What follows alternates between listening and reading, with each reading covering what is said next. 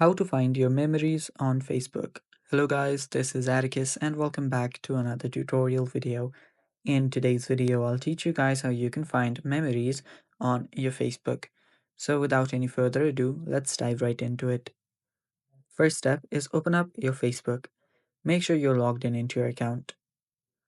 So let's log in into our account, and after you're logged in into your account, what you'll have to do is tap on the bottom right corner on the menu option. After you tap on it, under the shortcuts, you'll find memories. If you don't see it, tap on the see more option and you can scroll down a bit and find memories there. Tap on it to open up your memory. After you open up your memory, what you can then do is scroll down a bit and there you should find different options.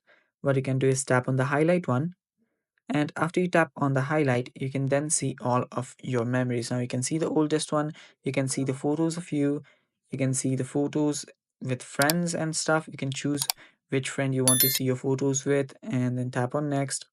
Then you can see all the photos from there as well. So this is basically how you can access your memories on your Facebook. And that is basically all for today's video as well. Thanks for watching. Stay tuned for more upcoming tutorial videos and bye bye. Take care.